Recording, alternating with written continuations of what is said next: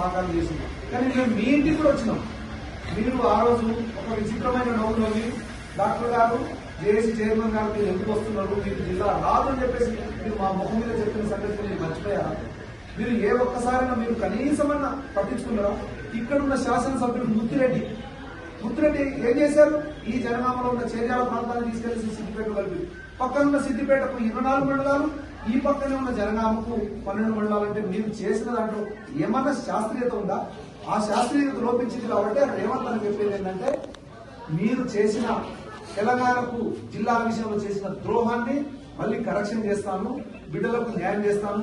మీరు మా ఈ జనగామలో ఉన్న పుడకాల మండలం, చిన్న మండలం, దాని పక్కనే తొర్రూరు మండలం ఉంటుంది.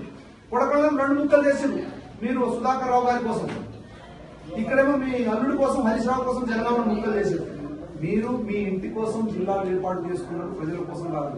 కానీ కాంగ్రెస్ పార్టీ, రేవంత్ రెడ్డి గారి నాయకత్వంలోని కాంగ్రెస్ పార్టీ ఈ రోజు ప్రజాపాలనలో ప్రజల కోసం, ప్రజలకు ఏదైతే ఉపయోగపడుతుందో అన్ని మండలాలు దాదాపు సమానమైన జనాభాతో ఉండాలి, అన్ని జిల్లాలు దాదాపు సమానమైన మండలాలతో ఉండాలి, శాస్త్రీయంగా ఉండాలని చెప్పేసి ఉద్దేశం అన్నారు. కానీ ఎక్కడ జనగామను తీసేస్తా అని చెప్పేసి ఏ ఒక్క నాయకుడు కూడా చెప్పలేదనే సంగతిని మన పల్లా రాజేశ్వర రెడ్డి గారు గుర్తు చేసుకోవాలి.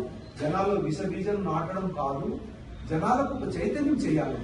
ఒక నాయకుడిగా నువ్వు పార్టీలను వదిలేటేసి ముఖ్యమంత్రి గారితో మాట్లాడేసి నిధులు తీసుకొచ్చేసి జనగామను అభివృద్ధి చేయాలి. ప్రజలేదో మీరేదో చేస్తారని చెప్పేసి నన్ను ఓట్లేస్తే మీరు తప్పుదో పట్టించే కార్యక్రమాలు చేస్తున్నారు పల్లా రాజేశ్వరి గారు. దయచేసి జనగామ బిడ్డలను మళ్ళీ ఇంకొకసారి రెచ్చగొట్టేసి, ఆ రోజు తెలంగాణ బిడ్డలను రెచ్చగొట్టేసి 1200 మందిని కేసీఆర్ చంపేసిండు. ఇప్పుడు మళ్ళీ జనగామ బిడ్డలను చౌరస్తాలకు లాగుదామని చెప్పేసి మీరు ప్రయత్నం చేస్తున్నారు. జనగామ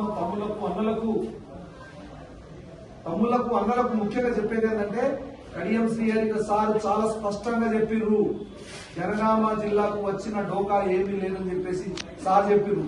అప్పుడు ఉప ముఖ్యమంత్రి గారు, ఇప్పుడు సీనియర్ మోస్ట్ శాసనసభ్యులు సార్ చెప్పిన తర్వాత ఈ జనగామకు వచ్చిన డోకా ఏం లేదు.